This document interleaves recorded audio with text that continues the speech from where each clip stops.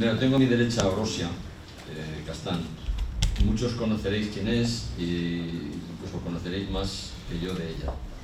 Esta mujer está trabajando hace ya muchos años en la memoria, pertenece al colectivo Verdad y Justicia, se presenta como una persona que investiga nuestro pasado reciente, eso que han dado en llamar memoria histórica, y procura actuar más allá de investigar. Yo que conozco su tierra, yo soy de Valladolid, no voy a decir mucho más. Llevaba a sus niños a las escuelas de los curas, a las escuelas de los religiosos, y entonces ya en el año 72, antes de la muerte del dictador, hubo personas que levantaron fosas. Hubo personas que, recogiendo la antorcha de la memoria de sus madres, de sus abuelos, que habían ido señalizando aquellas fosas comunes en pleno campo, con una piedra, con un arbusto, con una planta. Esta gente en el año 72, cuando se hicieron mayores, cuando se hicieron adultos, iban a la caza y captura de los restos de los suyos, que estaban en cunetas y montes como si fueran animales. Pero hubo que esperar a la década del año 2000 para que este fenómeno se hiciese visible. Y se hizo visible porque los medios pusieron los focos sobre él. Fue, como recordaréis todos muy bien, la exhumación de una fosa en el Bierzo, una fosa común de las cientos y cientos y cientos que están por toda nuestra geografía. Es una cosa increíble. En este país hay más fosas comunes y más enterrados en descampado que en Camboya. Es un escándalo sin precedentes. Ha dado igual todas las recomendaciones que se hiciesen desde los tribunales internacionales, desde la UNESCO, desde cualquier institución, ha dado igual. Han sido ninguneadas por absoluta y totalmente todos los gobiernos, demostrándose con ello que el problema era un problema de Estado, un problema de Estado. El año 2002 empiezan a abrirse las fosas con los focos mediáticos puestos sobre ellas. Y de repente se experimenta un boom y el asunto se hace famoso, digamos, ¿no? Es bastante repugnante para mí, como familiar que soy y que tengo personas metidas en fosas comunes, el pensar que se debió al foco mediático el que todo esto saliese a la luz. Pero bueno, vale. Muchas veces los instrumentos nos valen para nuestros fines, a pesar de que no sean ni ortodoxos ni buenos. Quiero decir con esto que la memoria no aparece en el 2002, que la memoria estaba custodiada en las casas de todos nosotros, pero ocurría una cosa, la memoria era individual, personal. Cuando empiezan a surgir todas estas fosas, la gente se empieza a dar cuenta de que es un fenómeno generalizado, de que no es una historia que pase en un pueblo pequeño, no es un crimen individual de una localidad, en el que unos hayan matado a otros y punto. No, es que empiezan a surgir en todos los sitios. Y tú, cuando empezabas a hablar con las personas por los pueblos, el que no conocía uno era porque tenía uno. Y el que no tenía uno era porque su vecino sí que tenía uno. Y al final resultó que la mitad de España estaba en fosas comunes. Una situación completamente irregular. Pero además de irregular, completamente inadmisible. La cuestión fue que, estando el Partido Socialista en la oposición, una diputada que se llama Amparo Valcarce, que es de León, leonesa, y que estaba en contacto próximo con las exhumaciones del Bierzo, sacó a la luz pública el asunto de las fosas. Y dijo, cuando el Partido Socialista estuviese en el gobierno, se haría una ley y se sacaría a la luz toda la auténtica y verídica historia falseada que nos han estado sirviendo durante todos estos años. De tal manera que los españoles realmente, al llegar el año 2000, no conocíamos en toda su dimensión qué es lo que había pasado en nuestro país. Se hace, por lo tanto, una ley, voy a pasar así rápidamente por los tramos, pero en fin, se hace una ley, y la ley que se hace, un gobierno socialista, un gobierno deudor de toda la gente que estaba en las fosas, puesto que una enorme cantidad de gente que estaba en las fosas eran socialistas. Estas personas no estaban registradas en los registros civiles como asesinadas, simplemente como fallecidas, no están, son desaparecidos, y hay, como os he explicado ahora mismo aquí, cientos de miles. hicieron una ley en la que a las asociaciones nos convocaron, pero nosotros vinimos aquí a Madrid a hablar con Teresa de la Vega y no nos hicieron, por supuesto, ni caso a las recomendaciones que hacíamos nosotros. Nosotros, desde luego, lo que solicitábamos era que se declarase ilegal el franquismo, que se declarasen ilegales todos los actos legales que el franquismo emanó. Por lo tanto, todos los juicios sumarísimos, todos los consejos de guerra, todo eso debería de declararse ilegal.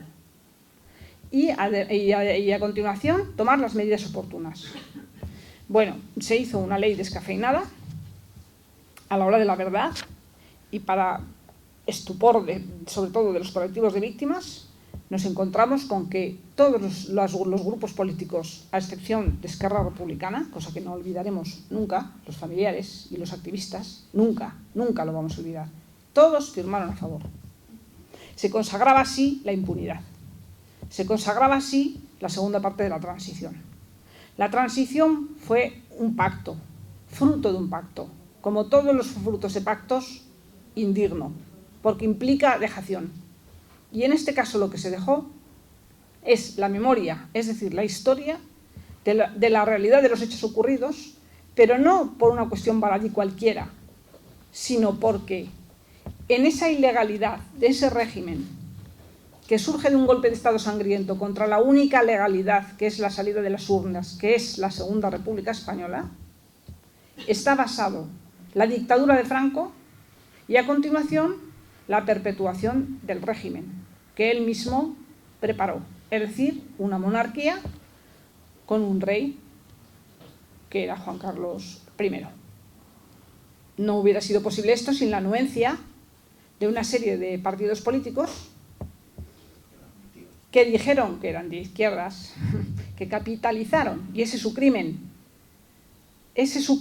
capitalizaron el nombre de la izquierda y en nombre de la izquierda firmaron esos pactos indignos, cuando ellos no eran izquierda. Tengo que recordar a los aquí presentes, o quizá no se lo tengan que recordar, que todos los partidos que estábamos y agrupaciones a la izquierda del Partido Comunista quedamos fuera. En esas condiciones se firmaron los pactos. Los pactos eran muy importantes y había que firmarlos. Porque, como vuelvo a repetir, y es que aquí está el bolsillo de la cuestión, se ponía en peligro la legalidad misma y la legitimidad misma del origen del régimen espúreo de Franco y de la monarquía. El asunto de la memoria dio mucho de sí, porque inmediatamente el Partido Socialista en el gobierno colocó el tema de la memoria histórica en las manos individuales y personales de las familias, de los pueblos, de las asociaciones, encomendándoles una tarea que solo a los estados compete, solo a los estados: la búsqueda de la verdad, la reparación de las víctimas, la dignificación de los hombres y, sobre todo, el establecer la legalidad de los procedimientos. ¿Cómo iba a hacer eso el Partido Socialista si ellos mismos habían salido de los pactos espúreos de la Moncloa? Era absolutamente imposible que saliese eso de ahí. Pero lo que fue tremendo es que muchas de las asociaciones asumieron esas tareas como si fueran subcontratas. Y hablo de esto y digo que como si fueran subcontratas porque eso se hizo dinero mediante y subvenciones mediantes. Yo no soy purista y os he empezado diciendo que a veces las herramientas hay que utilizarlas a pesar de que no se ensucien las manos. A veces las cuestiones son así. Yo no es que esté contra las subvenciones, lo que sí que estoy es contra las subcontratas. Y desde luego me parece fatal que un crimen contra la humanidad, que es el que está en la base de todo un sistema de gobierno y todo un sistema que es el nuestro y que lo que procura es una democracia deforme, que es la que tenemos ahora, esté sustentada sobre esas bases que al final son mercenarias. Bien, el poder, como sabéis, tiene unas maneras de funcionar que las podemos analizar muy bien. Cuando surge un movimiento de estas características, como sucedió en nuestro país, lo que hace es intentar primero penetrar en las asociaciones. Intenta entrar en ellas, intenta dividirlas, intenta acapararlas y si no puede las compra. Eso fue lo que ha pasado con el movimiento memorialista. Quede claro aquí que yo no estoy para nada, ni estoy yo en nombre de mi organización, que es Verdad y Justicia, denigrando a aquellas personas a las que interesa estrictamente su memoria personal. Eso es completamente legítimo. Esas personas simplemente deberían de plantearse por qué ellas tienen que ir pala en mano a sacar a sus abuelos y a sacar a sus ancestros. Eso es un espectáculo repugnante. No deben los ciudadanos ir pala en mano a sacar a sus abuelos de una fosa común. Además de que están destruyendo pruebas, eso es un crimen, y no un crimen cualquiera. Es un crimen de Estado. Pero aunque fuese un crimen cualquiera, las autoridades deberían de estar a pie de fosa y no lo están. Entonces eso es una cosa que no hay quien se la coma. Es una destrucción de pruebas, como os explico. Y el día de mañana, cuando vienen que si un relator por aquí, que si una jueza por allá, resulta que los restos de los nuestros están descansando en casa de uno que dice que es arqueólogo porque resulta que tiene una subvención. Las cosas se han hecho mal desde el principio, pero se han hecho mal pensándolas muy bien. A veces, para hacer las cosas muy mal, hay que pensar mucho más que para hacer las cosas muy bien. Bueno, yo hoy vengo aquí para decir que como miembro que soy del movimiento memorialista desde sus propios orígenes, entiendo que hay que dar un paso adelante y entiendo que hay que plantear que la memoria histórica, entendida como os acabo de explicar ahora mismo, es decir, como memoria de unos hechos que acaban con una legalidad que sale de las urnas, que destruyen y eliminan físicamente a todos los republicanos, originando con ello un crimen contra la humanidad y trayendo un tipo de Estado que no tiene legalidad, que no tiene legitimidad, la memoria histórica tiene que servir como un hilo que cosa esa Segunda República conculcada, abatida, asaltada y eliminada con la siguiente república, con la Tercera República. Esa es la cuestión de la memoria histórica y el salto cualitativo que las asociaciones deben dar. No excluye esto al rescate de la memoria individual, pero hay que reivindicar que esto es un problema de Estado, que hunde sus raíces en un golpe militar, que pone en cuestión absolutamente la legalidad actual y que, por lo tanto, el asunto de la monarquía queda fuera de toda duda. Ese es el hilo. El hilo no es mi abuelo, el hilo no es tu padre, el hilo no es la fosa de tu pueblo.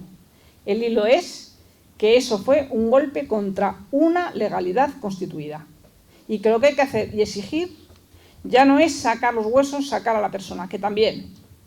Lo que hay que exigir es sencillamente la ilegalización formal desde el Parlamento del régimen que salió de ese golpe de Estado sangriento, el franquismo, de su consecuencia, la monarquía de Juan Carlos, y de su secuela, la monarquía de Felipe VI.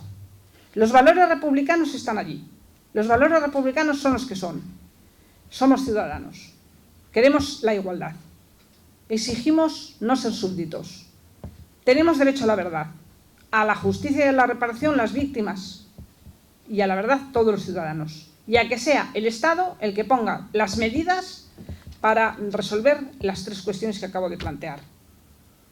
Y es lo que quería decir hoy, que la memoria histórica va más allá de la fosa, y la memoria histórica va más allá de la memoria de los nuestros, que la memoria histórica en el fondo es la piedra de toque que tiene que acabar con este sistema corrompido, putrefacto, metido hasta el cuezo en un baño de sangre, y recuperar los valores republicanos de la segunda para una nueva, la tercera.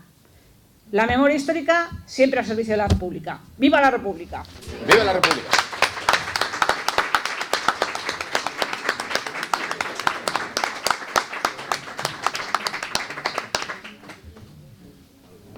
Sí.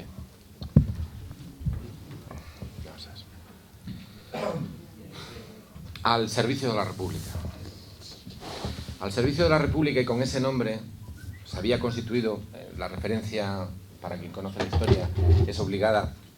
Cuando la República dio sus primeros pasos en abril del 31, hubo muchos que se pusieron al servicio de la República. Sí, es cierto, hubo una agrupación electoral con ese nombre que sumó a mucha gente que no estaba en tal o cual partido. Hace poco, viendo en el archivo en Bilbao quienes habían conformado aquella agrupación al servicio de la República, nos encontramos con la sorpresa de que un montón de gente de Acción Nacionalista Vasca, de los que luego fundarían Acción Nacionalista Vasca, habían firmado los primeros carnés de la agrupación al servicio de la República. La gente normalmente se acuerda pues, que estaba Ortega y Gasset y estaban otros señores así intelectuales importantes de la época, pero la agrupación al servicio de la República tuvo muchos ciudadanos, muchas personas, de muchas tendencias. Lo que pasa que, bueno, no todo el mundo estaba afiliado a partidos, ¿no?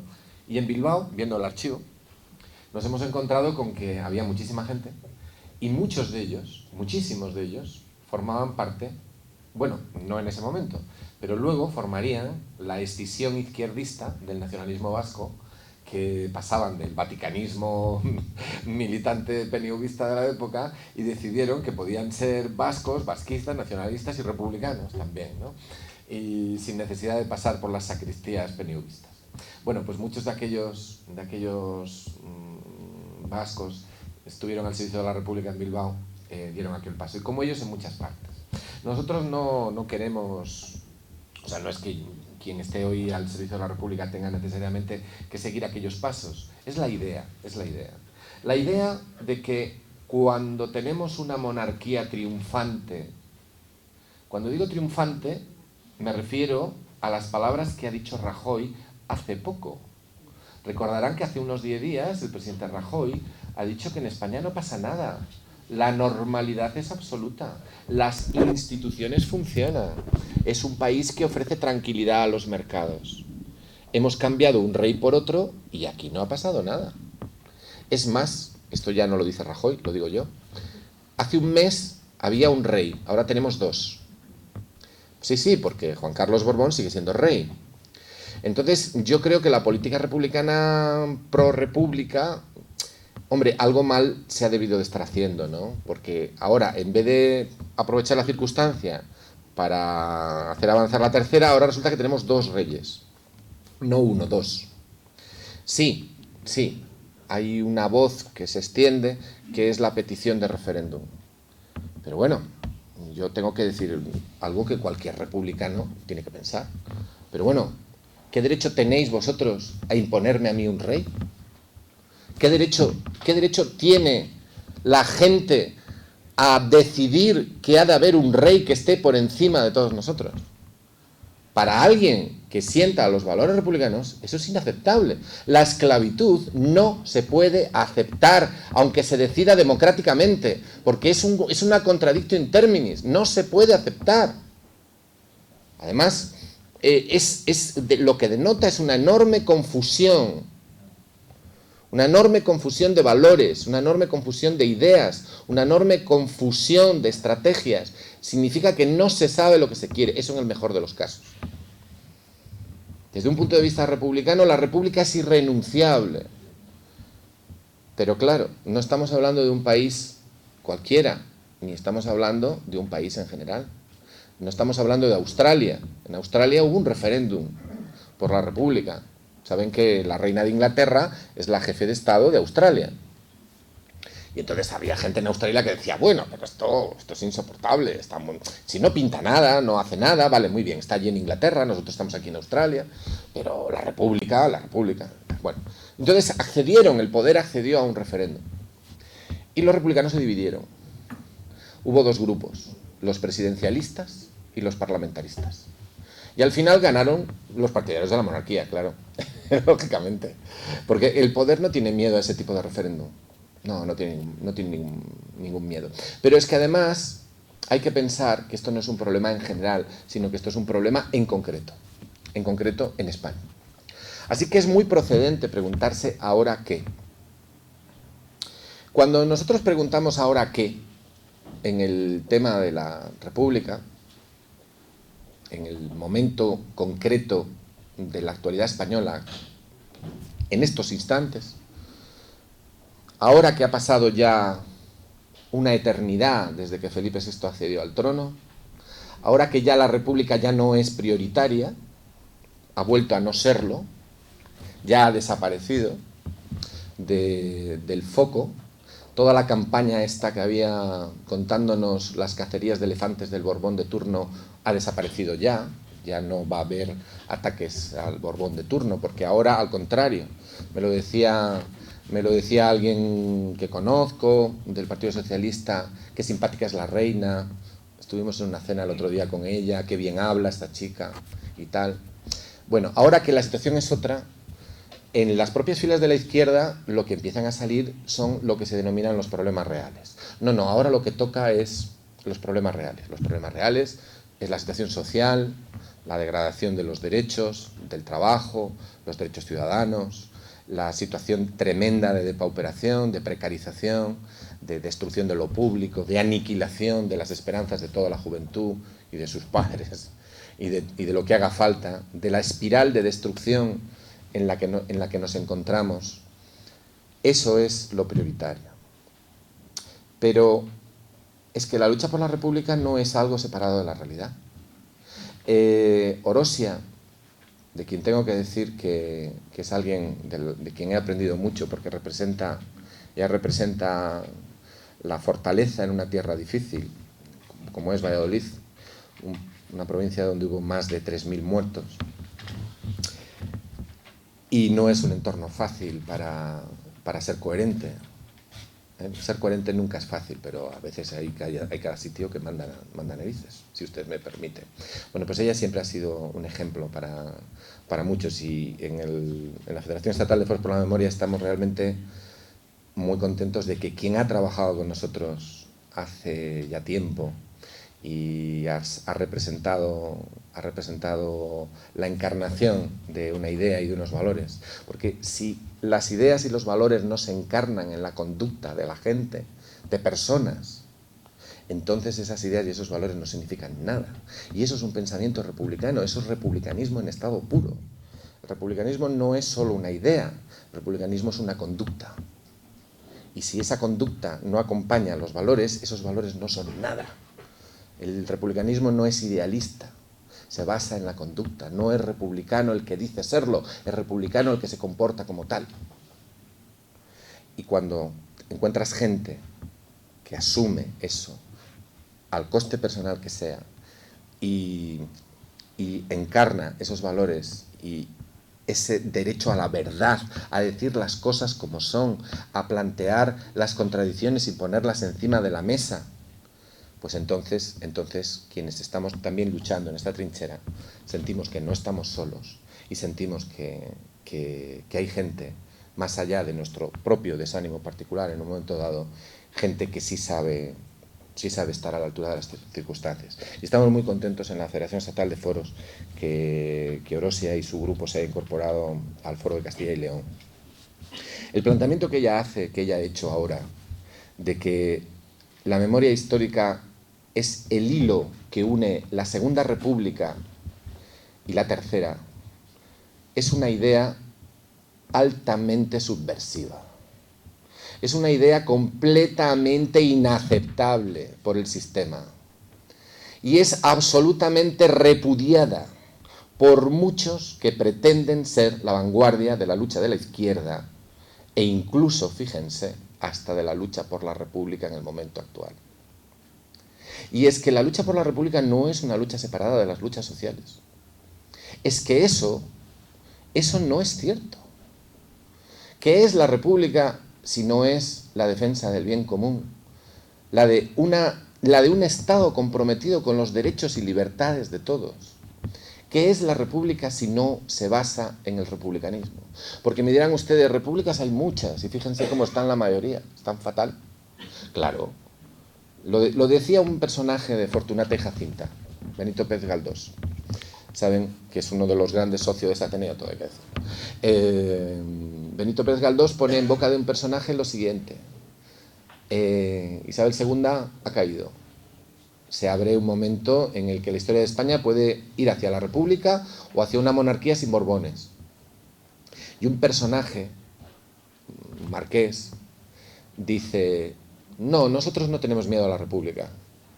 El marqués dice: no tenemos miedo a la República. A lo que tenemos miedo es al republicanismo. Por eso, hablar de la República y en nombre de la República es gratis. es fácil.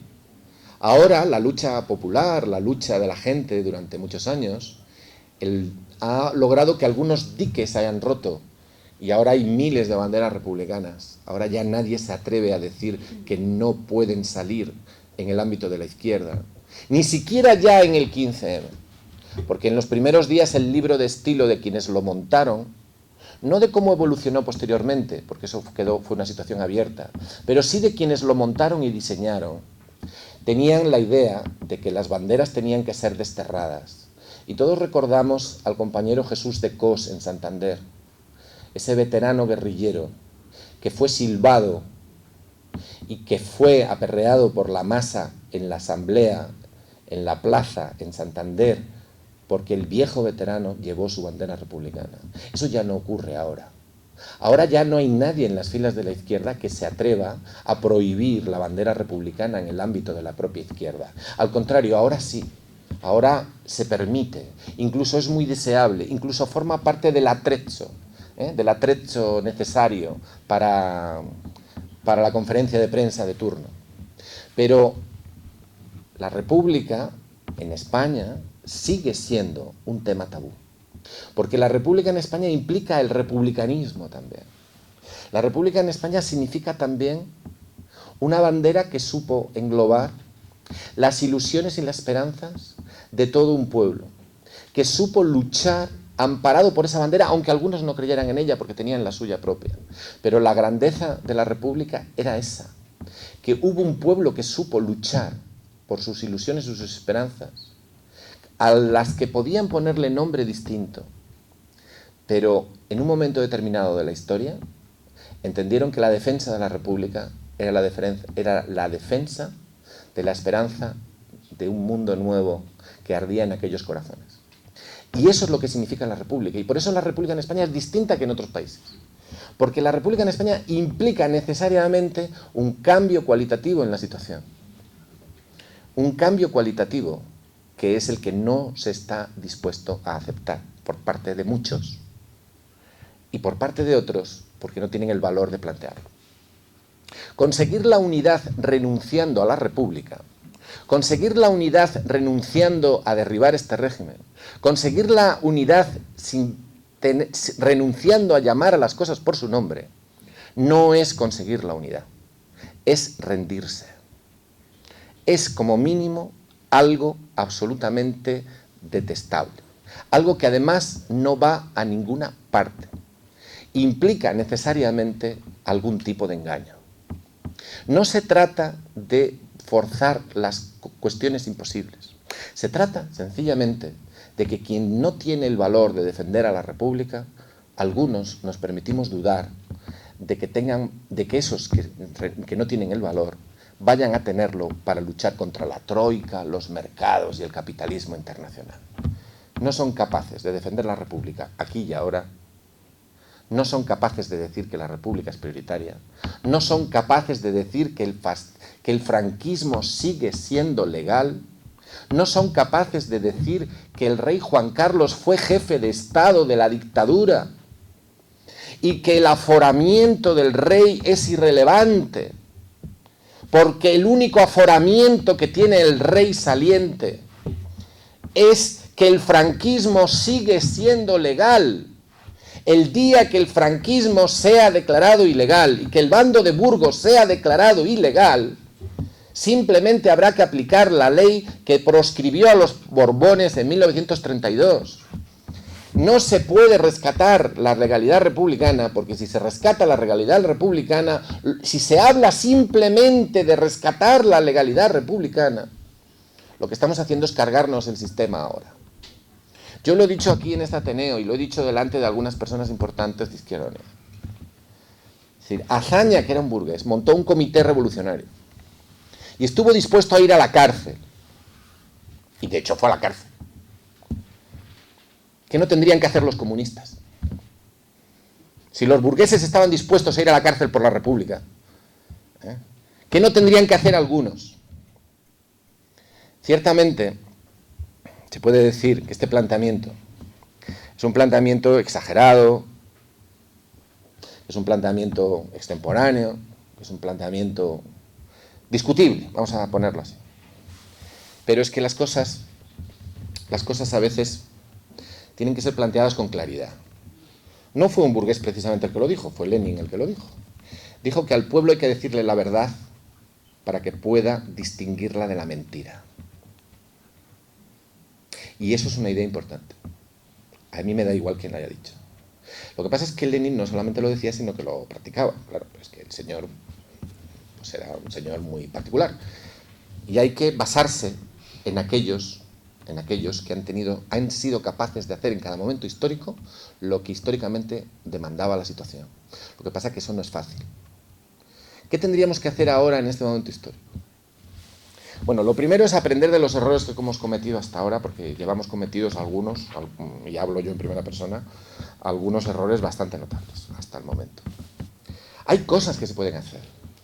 Lo primero que se puede hacer es reconocer que la memoria histórica algo tiene cuando intentan reducirla al ámbito de lo personal y no quieren que sea algo colectivo.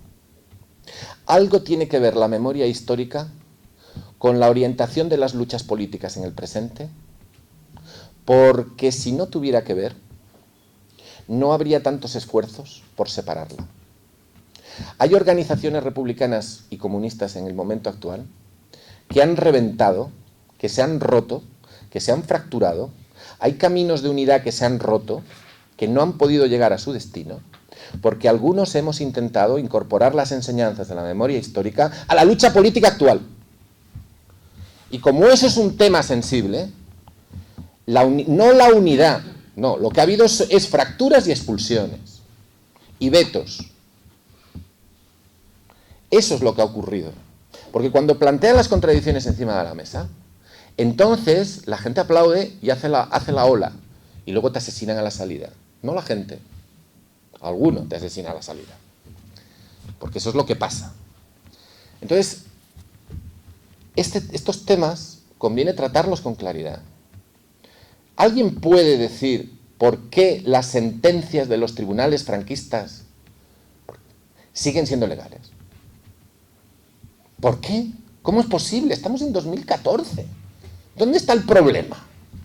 ¿Por qué demonios los tribunales militares franquistas que fusilaron a todo Dios desde el 36 que dieron el golpe de Estado hasta los compañeros fusilados en septiembre del 75, ¿por qué siguen siendo legales? Pero bueno, ¿pero qué miedo tienen a declarar ilegal eso? Es como si ahora en Alemania dijeran que los fusilados por Hitler o asesinados por Hitler, que las sentencias oprobiosas de la dictadura del Tercer Reich siguen siendo legales. Eso allí está superado. Sin embargo, aquí no está superado. Lo que ocurre es que la memoria histórica no tiene que ver con los pistoleros falangistas del 36. Tiene que ver con el presente. Tiene que ver con el presente. Porque hay 12 empresas del IBEX 35 que forjaron sus fortunas con el empleo masivo de deportados políticos. Porque la Fundación Juan March y la Banca March son uno de los capitales importantes y uno de los poderes importantes en la España actual. Porque no se entiende el poder económico actual y el comité de la competitividad ese que asesora al rey, donde salen todos los presidentes de las grandes compañías. No se entiende ese grupo si no añadimos a la ecuación la memoria histórica. El origen de las fortunas, el origen de la situación de poder. Y curiosamente, estos señores del Consejo de la Competitividad que asesora al rey, donde están los grandes poderes de este mundo, las grandes empresas, estos no son políticos. Fíjense ustedes, no son políticos. No son objeto de burla por la calle. Se hace burla por la calle a los políticos, a los sindicalistas.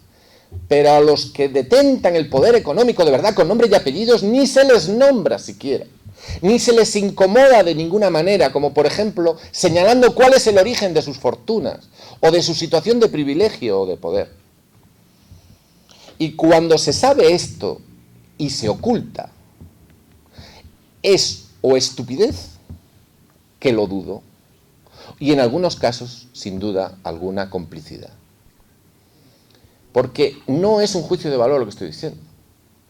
Es una interpretación de un hecho. El hecho es que se calla. Cuando hemos ido a Mallorca, hemos estado en Mallorca muchas veces con los compañeros de la Asociación de Memoria de Mallorca, que también hay que decir, María Antonia Oliver es, vamos, una heroína, o sea, tengo que decirlo, ¿no? Porque hay entornos y entornos. Y si hay una comunidad autónoma donde la corrupción ha llegado a unos extremos ya que son ya para morirse, es Mallorca. Y hay una conexión directa entre la corrupción en Mallorca en la actualidad y el crimen cometido en esas islas contra la población, contra los campesinos y los sencillos trabajadores y la pequeña burguesía republicana de la isla, porque no podían escaparse. Los franquistas allí fusilaron hasta sacerdotes que estaban horrorizados con la represión. Hay una conexión directa entre el nivel de corrupción y de soberbia y de desprecio a la ciudadanía que hay en Valencia, en Mallorca, en Madrid y en amplias capas de la derecha española en muchos sitios, porque son fruto de la impunidad, de saberse impunes, de saberse herederos de los que ganaron su maldita guerra, ganaron su maldita dictadura y lograron perpetuar sus privilegios en la maldita transición.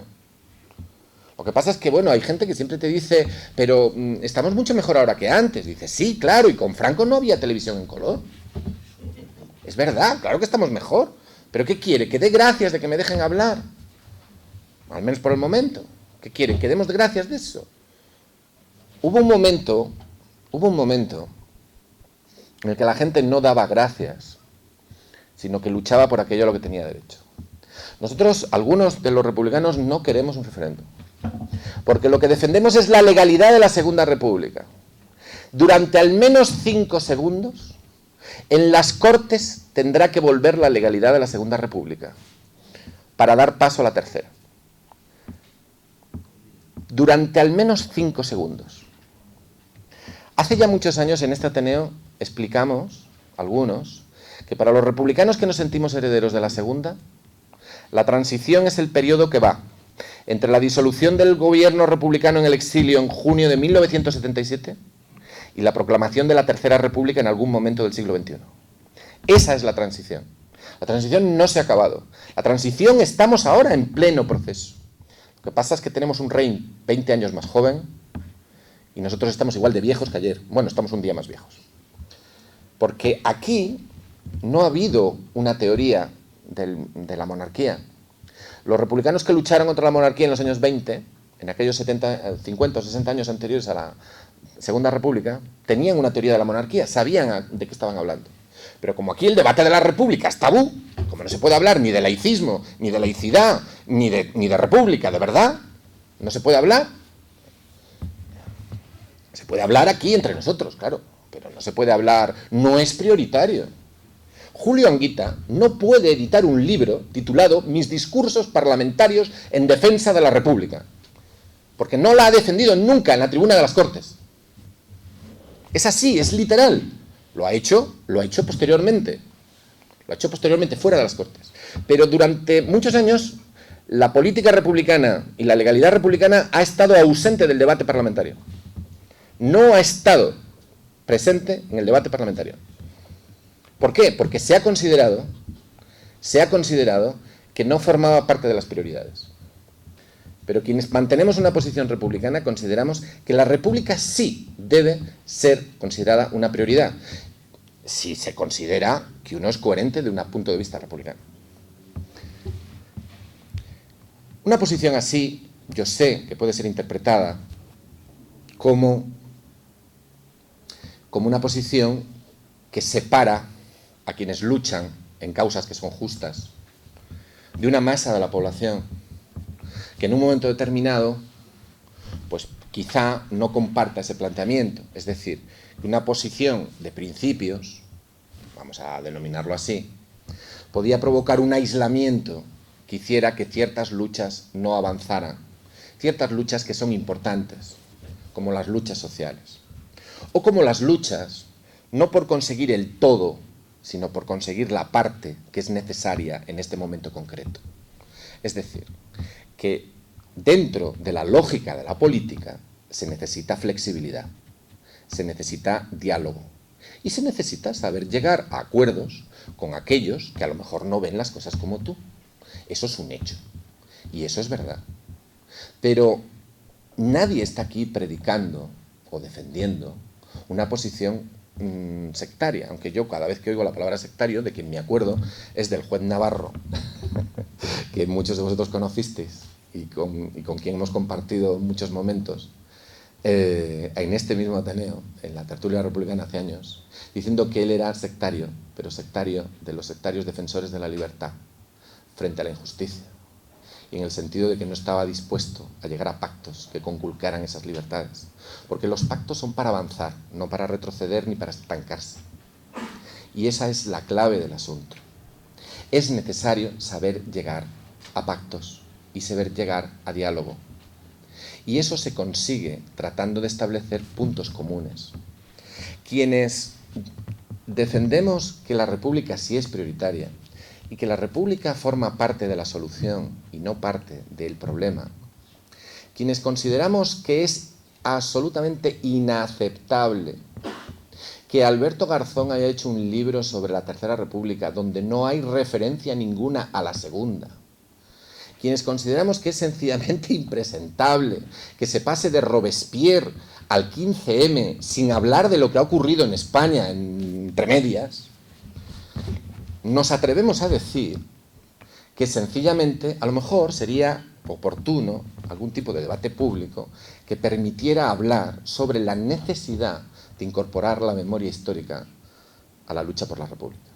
Porque si incorporamos la memoria histórica a la lucha por la República, entonces, a lo mejor, tendríamos ciertos argumentos para frenar en seco al ministro Gallardón cuando se permite dar lecciones de moralidad a los diputados de izquierdas en el Parlamento. Cuando él mismo está promoviendo leyes que forman parte del catálogo de medidas represivas que están ahogando las libertades en España ahora, cuando él mismo tiene en casa a un exministro de Franco, cuando tenemos un ministro del Interior que forma parte de una secta religiosa integrista que está literalmente ligada a la batería de medidas morales para hacer tragable el nivel de represión de la época de Franco, porque todos aquellos compañeros fusilados lo fueron por tribunales militares y por jueces y por miembros de gobiernos franquistas que pertenecían al Opus Dei. Y es absolutamente impresentable la presencia de miembros de esa secta dentro de las instituciones del Estado al nivel en el que está. Si no incorporamos elementos de la memoria a la lucha política, no vamos a ser capaces de entender nada del asunto. No tenemos que adoptar la posición de la izquierda que quiere el sistema. Tenemos que adoptar la posición de la izquierda que la izquierda misma considere necesaria. Necesitamos incorporar, restaurar el hilo rojo de la memoria para poder trazar estrategias de victoria. Sí, cierto. ¿Cómo se articula eso? ¿Cómo se logra defender ciertas posiciones y llegar a la gente? Porque el hecho cierto es que en este momento, lo que se dice en este momento, no se puede decir que haya muchas fuerzas políticas que establezcan una conexión entre la legalidad republicana perdida y la lucha por la Tercera República. ¿Cuántas referencias al presidente Maldonado hubo a raíz de la abdicación? ¿Qué entidades políticas o sindicales defendieron o recordaron que la Segunda República aguantó en sus instituciones en el exilio hasta 1977 y que hubo dos países, México y Yugoslavia, que reconocieron a la Segunda República hasta 1977? ¿Cuántos mítines hubo el día de la abdicación del rey? ¿Cuántos diputados del Parlamento hablaron en defensa de la República y se declararon al servicio de la República y dijeron públicamente que no aceptaban la legitimidad del régimen actual porque ellos estaban al servicio de la República? Pues no, se consideró que no era necesario, que lo que había que hacer era exhortar al pueblo a que se pronunciara. El habla pueblo habla de 1977 se ha convertido ahora en el derecho al referéndum. Pero desde un punto de vista republicano, no es aceptable la monarquía, aunque se decida entre todos. La Declaración Universal de los Derechos del Hombre no se sometió a referéndum, se proclamó. Los derechos y libertades no se someten a referéndum. Los derechos y libertades fundamentales del ciudadano y de la ciudadana se proclaman y se defienden. Y eso es lo que hay que hacer exactamente con la República. Y el que no vea las cosas así, bueno, pues tiene otro planteamiento. Que yo lo acepto. Yo comprendo que otras personas tengan otro planteamiento. Por supuesto que sí. Lo que nos atrevemos a decir algunos es que a lo mejor puede ser que habría que darle un cierto nuevo pase a las políticas para atraer la tercera, en vista del éxito que estamos teniendo. No ya los republicanos que no tenemos representación, sino los republicanos que dicen que lo son y que la tienen. A lo mejor convendría plantearse las cosas de otra manera. Bueno, pues parece que no, porque hay indicios, nos dicen, en el horizonte, de que nunca antes... Bueno, yo lo siento, pero yo creo que hace un mes teníamos un rey y ahora tenemos dos. Y además aforado. Bueno, pues muy bien.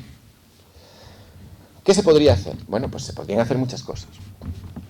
La monarquía funciona en el plano de lo simbólico. Y hay que luchar en todos los ámbitos. En el ámbito simbólico, en el ámbito de la realidad política, de la realidad electoral, de la realidad parlamentaria, de la realidad institucional, en el ámbito de la calle y en el ámbito de las luchas sociales. La aportación que podemos hacer, una cierta tendencia de los republicanos, es decir honradamente a quien nos quiera oír y con quien queramos compartir, quien quiera compartirlo con nosotros, que la lucha por la República forma parte de la solución. La lucha por la República no es algo separado. No es algo separado. Si uno lucha por la educación pública, por la sanidad pública, por la separación Iglesia-Estado, por los derechos de los trabajadores, por los derechos de las mujeres, por los derechos de las minorías, por el bien público, por un Estado comprometido con los derechos de todos, por un Estado comprometido con la supervivencia del pueblo, en las palabras de Robespierre, pues si luchas por todo eso por separado, te vencerán por separado. Pero si luchas por todo eso junto, lo que tienes es el programa de la República. Dirán, pero repúblicas hay muchas, recuerden lo que dije del republicanismo.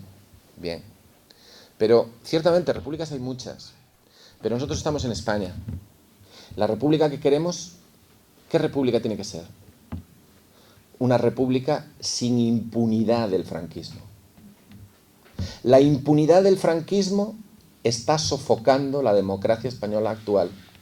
Es la que está llevando a las leyes regresivas, es la que está sofocando las libertades y los derechos y las esperanzas de este pueblo. La impunidad del franquismo podrá no ser nombrada, salvo por nuestros compañeros en Sol, cada jueves. Pero la impunidad del franquismo no es prioritaria, no forma parte de las prioridades electorales y políticas. La impunidad del franquismo es un tema sectorial, nos dicen. Pues están el colectivo LGTB, está el colectivo ecologista, el colectivo de los jóvenes, el colectivo no sé qué, el colectivo republicano. Son colectivos que tienen demandas sectoriales que tienen que ser satisfechas. Pero no son demandas que orienten la línea política central de la acción política e institucional de los grandes partidos. ¿Por qué? Porque defender la República, convertir la República en la línea principal de ataque, es realmente algo que el sistema no puede soportar en España en estos momentos, porque implicaría hablar de la impunidad, implicaría hablar de la necesidad de declarar ilegal la ley de amnistía, implicaría decir públicamente que por favor, pedir un referéndum cuando tenemos que ir a Argentina a pedir justicia. ¿Pero qué referéndum? ¿Con Gallardón organizándolo? ¿Con el ministro del Interior actual controlando a la policía en ese referéndum? ¿Pero de qué estamos hablando? ¿Pero qué tomadura de pelo es esta? ¡Ah, no! Que no estamos hablando de eso, que es un referéndum de mentira. Es que nos van a repartir cajas de zapatos para que vayamos a pedir el voto en las plazas y nos tienen así ocupados. Pero es que eso no es un referéndum. Un referéndum es otra cosa. Es que, ¿de qué estamos hablando? ¿Por qué se quiere engañar a la gente? Y digo engañar con todas las palabras. El sistema constitucional actual está montado para impedir que la República avance. Con la ley en la mano, los referéndums los tiene que convocar el presidente del gobierno. Ustedes ven a Rajoy convocando un referéndum por la República. Pues sí, ciertamente. ¿Por qué? Porque tienen todas las televisiones, todas las radios, lo tienen todo a su mano. Y tienen sobre todo 40 años de franquismo y 35 de propina que han descerebrado a la mitad del país porque el franquismo sociológico lo domina y lo controla todo. ¿Entienden? Entonces hay algunas propuestas que es mejor, hay algunos experimentos que es mejor hacerlos con gaseosa. No se atreven a anular la ley de amnistía porque dicen que no es necesario, y luego pretenden meternos en la coña marinera esta del referéndum. Aunque hay una segunda parte, quieren también lo del proceso constituyente. ¿Pero qué proceso constituyente? ¿Pero de qué estamos hablando? Pues eso es un término técnico nacido del derecho constitucional, que antes se llamaba derecho político. El proceso constituyente es devolver la palabra al pueblo, claro, sí, lógicamente. ¿Saben? Durante el siglo XX solamente hubo un proceso constituyente en España. Uno legal, convocado en tiempo y forma, hecho de acuerdo con los cánones del derecho político. Fue la convocatoria de elecciones a Asamblea Constituyente que hizo el Gobierno Provisional de la República a finales de mayo de 1931. Las elecciones de junio de 1931 fueron elecciones constituyentes. Hubo una apelación directa al poder del pueblo.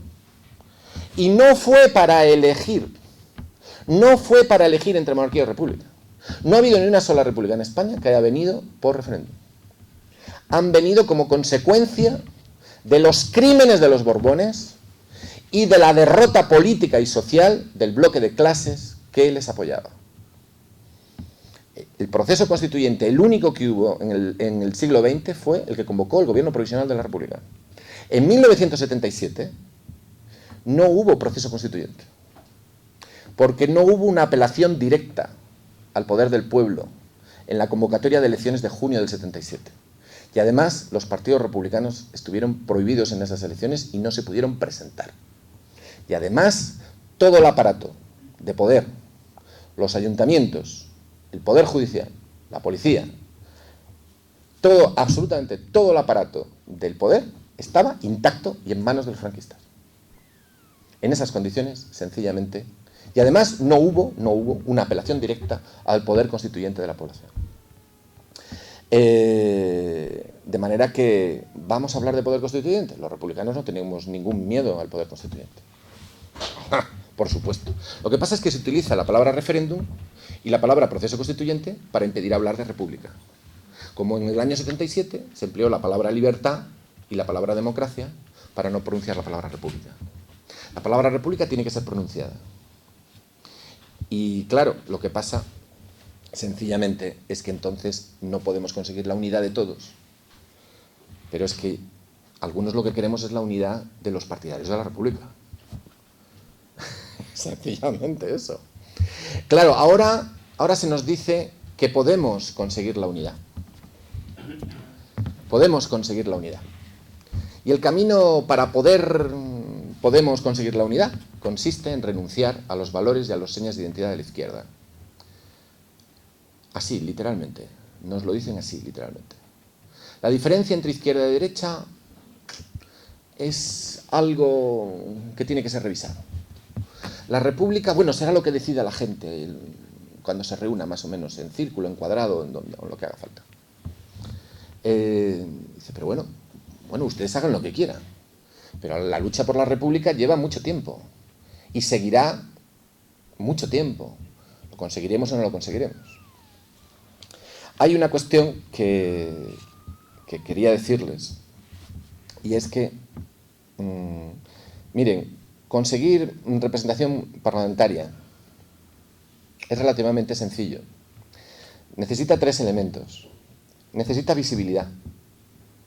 Si tú no eres visible mediáticamente, a través de las redes, si no eres visible para una mayoría de la población, Pues mira, tú puedes ser Marilyn Monroe, pero te vas a quedar para vestir santos, porque nadie va a querer nada contigo porque no te conocen, no saben que estás ahí. La visibilidad es imprescindible en un proceso de elección política. Pero no basta. Los antitaurinos los conoce todo el mundo, pero la gente dice, sí, hombre, yo soy antitaurino, pero no les voto. O sea, son visibles, están ahí, han oído del tema, ¿no? El problema no es la visibilidad, es la conexión, que es el segundo elemento. Visibilidad. 2, conexión. Que conectes con la gente. Que seas capaz de poner en palabras el sentimiento de la gente y la gente se vea reflejada. Y un tercer elemento. Que exista un vacío. Que exista un vacío y una necesidad sentida en la gente de que ese vacío tiene que ser cubierto. Entonces, cuando existe un vacío y se visibiliza a alguien que lo pueda cubrir, entonces se produce un efecto político de redireccionamiento del voto y del sentimiento del voto. Y eso es lo que pasó en las elecciones europeas. Existía un vacío muy grave, enorme, provocado por muchas frustraciones no resueltas, por los errores que había cometido la izquierda realmente existente, entre la que yo formo parte también. Y hubo una conexión, porque había gente que era capaz de hablar y gente que decía, este vacío se puede cubrir. Y además hubo visibilidad. Por alguna serie de motivos que no podemos analizar ahora, hubo visibilidad. Y entonces se produjo ese fenómeno. Un fenómeno que se basa en la esperanza, en la comunicación, en la existencia de un vacío y en la visibilidad de que ese vacío se puede cubrir y además tiene una concreción. Y además ha demostrado ser útil, de manera que no va a ser un efecto pasajero, muy posiblemente va a seguir habiendo voto ahí. Para acabar, lo que quisiera decir es que muchas veces no se avanza en el tema de la República porque no es ese el juego, porque no se desea vencer. La voluntad de victoria es fundamental. La voluntad de comunicar es fundamental. La necesidad de luchar por la victoria, la necesidad de transmitir esperanza y confianza y decir que hay salida, porque el poder de la gente es fundamental y es muy fuerte cuando se organiza. Eso es algo ineludible en la lucha por la República, pero hay que creer en ella. Algunos ingenuamente planteábamos que se podían haber hecho las cosas de otra manera. Y acabo diciendo que hice una referencia antes a la lucha simbólica. Miren, lo llevo diciendo mucho tiempo con resultado nulo. Si mañana 300 concejales y diputados se reúnen en Jaca y hacen una declaración de lealtad a la República, de sentirse al servicio de la República, de rechazo de la legalidad heredada del franquismo, y hacen una apelación a la nación, y dicen que hay que convertir las siguientes elecciones en el verdadero referéndum, y hacen una apelación a una candidatura unitaria de amplia base, que permita a quien vote expresar su rechazo al régimen actual, el sistema tendría un grave problema. También quienes están persiguiendo un lugar cara al sol en el nuevo régimen. Pero si llevamos la claridad a la lucha republicana, si llevamos la claridad a la lucha política, si sabemos luchar en el plano de lo simbólico y en el plano de lo real, si somos capaces de unir las luchas sectoriales, si somos capaces de construir una unidad no forzando a renunciar a la identidad de cada uno, sino aprovechando, siendo capaces de articular y de coordinar el sentimiento de ilusión que cada uno tenga. Y hay 3 elementos fundamentales que articulan a la mayoría de la gente. Unos, los que tienen una sensibilidad social, sobre temas sociales, los que creen que esta lucha social concreta es fundamental. Y esos son muchos, y muchas, muchísimos. Es el frente de lo social, el frente de los activistas, de la gente que no está metida en partidos, sino que está metida en la lucha social. Ese frente. El frente de los que son más, tienen un punto de vista más político y tienen un punto de vista de los que consideramos que el cambio de régimen es fundamental. Los que defendemos que basta ya de impunidad, basta ya de permanencia de la legalidad franquista y basta ya de todo esto, ¿no? Y que somos partidarios de la República. Y luego el tercer bloque, los que tienen un punto de vista de la necesidad de repensar la estructura territorial del Estado. Es decir, el tema nacionalista, el tema republicano y del régimen y el tema de lo social. Un frente popular se puede construir sobre esos tres elementos. Si alguien considera que alguno de esos elementos le sobra, pues nada, que lo monte por su cuenta.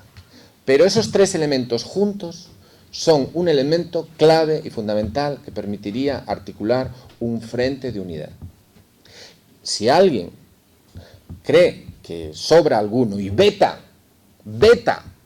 la lucha por la República y la lucha por los valores de la segunda como base para construir la tercera, y veta el que no se hable, el que se hable de la permanencia de la legalidad franquista a día actual, y dice y sigue defendiendo a día de hoy que ese no es un tema fundamental y que eso no afecta para nada a la relación de fuerzas actual, cuando la relación de fuerzas actual es fruto precisamente de la derrota continuada que arrastramos desde el 36 hasta el momento actual, porque lo que hemos hecho es encadenar una derrota tras otra. La relación de fuerzas actual es fruto de esto, y si no se incorpora la memoria histórica a la lucha política, no vamos a ser capaces de comprenderlo, porque quien tiene memoria histórica de las raíces de su poder y de la fortaleza de su poder es la derecha. La derecha sí que tiene memoria histórica, y sí sabe dónde tiene que golpear, y sí sabe dónde tiene que poner los diques. Somos nosotros, el conjunto de la izquierda, quien no se aclara al respecto. Y no nos aclararemos mientras no seamos capaces de hablar en público los que tengamos opiniones distintas. Porque los que se cabrean porque se les recuerde que Julio Anguita no defendió a la República en las Cortes, deben de saber que nosotros hemos defendido a Julio Anguita dentro de Izquierda Unida, le hemos defendido fuera, y que estemos en desacuerdo con el planteamiento que pueda tener el compañero no significa que no podamos llegar a acuerdos, no significa eso. La memoria del Frente Popular significa recordar cómo se puede establecer un amplio frente entre grupos que son distintos, pero que tienen un planteamiento básico. El planteamiento básico es que este régimen no nos gusta. Pues con esta idea, con la idea de que este régimen no nos gusta, porque nos lleva a la miseria, se podría articular realmente un frente. Como no se puede articular un frente de unidad, es excluyendo a la gente, excluyendo a los que tienen una posición sectaria en temas republicanos. Los sectarios republicanos somos unos firmes partidarios de la libertad y del diálogo como base para el entendimiento político. La República se basa en eso precisamente. Y ese es lo que nos ha llevado a algunos a ponernos al servicio de la República. Nada más, gracias.